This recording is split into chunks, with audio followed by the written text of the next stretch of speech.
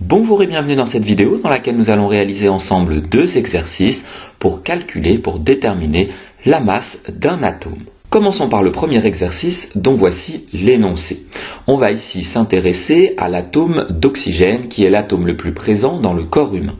Dans une première question, on nous demande de déterminer la composition de l'atome d'oxygène et dans une deuxième question de calculer sa masse, les masses des particules subatomiques étant précisées.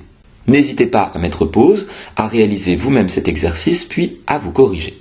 Répondons dans un premier temps à la question numéro 1. Il faut déterminer la composition de l'atome d'oxygène.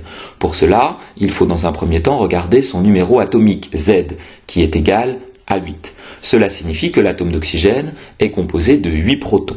Un atome étant électriquement neutre, l'atome d'oxygène possède donc également 8 électrons. Pour déterminer le nombre de neutrons, il faut regarder cette fois-ci son nombre de masse A, qui est égal à 16. Le nombre de masse, rappelez-vous, indique le nombre de nucléons, c'est-à-dire de protons et de neutrons, que contient l'atome. Du coup, notre atome contient 16-8, c'est-à-dire 8 neutrons. En résumé, notre atome d'oxygène est donc composé de 8 protons, de 8 électrons et de 8 neutrons. Passons maintenant à la question numéro 2 dans laquelle il faut calculer la masse d'un atome d'oxygène. De manière générale, la masse d'un atome est égale à la masse de ses nucléons à laquelle on ajoute la masse de ses électrons.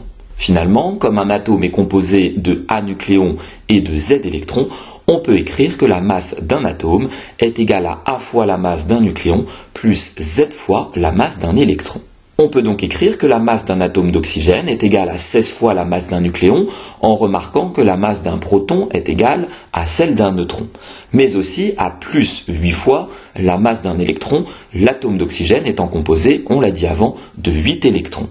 On remplace maintenant par les valeurs précisées dans l'énoncé, et on trouve finalement, en donnant 3 chiffres significatifs, que la masse d'un atome d'oxygène est environ égale à 2,67 fois 10 exposant moins 26 kg. Passons maintenant à l'exercice 2 dont voici l'énoncé. Les DEL, les diodes électroluminescentes vertes, contiennent des semi-conducteurs à base de nitrure de gallium. Un atome de gallium contient 31 électrons et 69 nucléons. Dans une première question, on nous demande de déterminer le nombre de protons et de neutrons que contient l'atome de gallium. Dans une seconde question, de calculer la masse de son nuage électronique, puis la masse de son noyau atomique. Dans une troisième question, de vérifier que l'une des masses est négligeable par rapport à l'autre. Et dans une quatrième et dernière question, d'en déduire la masse de l'atome de gallium. On rappelle ici la masse des différentes particules subatomiques que sont les électrons, les protons et les neutrons. N'hésitez pas à mettre pause, à réaliser vous-même cet exercice, puis à vous corriger. Répondons dans un premier temps à la question numéro 1.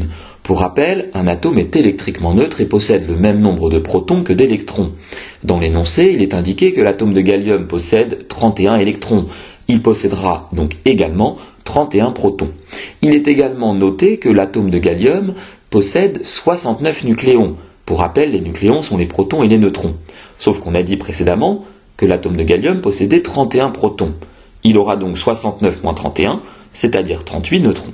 En résumé, l'atome de gallium est composé de 31 protons, de 31 électrons et de 38 neutrons. Passons maintenant à la question numéro 2. Pour rappel, la masse d'un nuage électronique est égale à la masse de l'ensemble des électrons qui composent l'atome auquel on s'intéresse. Ici, notre atome de gallium, on l'a dit, possède 31 électrons. La masse de son nuage électronique est donc égale à 31 fois la masse d'un électron. En remplaçant la masse d'un électron par la valeur indiquée dans l'énoncé, on trouve finalement, en gardant 3 chiffres significatifs, que la masse du nuage électronique de l'atome de gallium est égale à 2,82 fois 10 exposant moins 29 kg environ. Calculons maintenant la masse du noyau atomique de l'atome de gallium.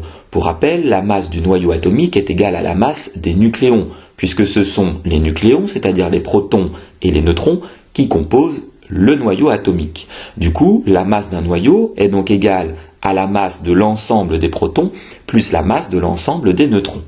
Notre atome de gallium étant composé de 31 protons et de 38 neutrons, la masse de son noyau sera donc égale à 31 fois la masse d'un proton plus 38 fois la masse d'un neutron. Étant donné que la masse d'un proton est égale à celle d'un neutron, on peut directement écrire que la masse du noyau de l'atome de gallium est égale finalement à 69 fois la masse d'un nucléon. En remplaçant par la valeur précisée dans l'énoncé, on trouve finalement que la masse d'un noyau de gallium est environ égale à 1,15 x 10 exposant moins 25 kg. Passons maintenant à la question numéro 3 dans laquelle on nous demande de vérifier que l'une des masses calculées à la question 2 est négligeable par rapport à l'autre.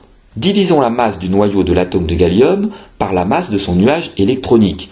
En remplaçant par les valeurs trouvées à la question 2, on trouve environ 4078. Cela signifie que la masse du noyau de l'atome de gallium est donc plus de 4000 fois supérieure à celle de son nuage électronique. On peut donc maintenant répondre à la question 4.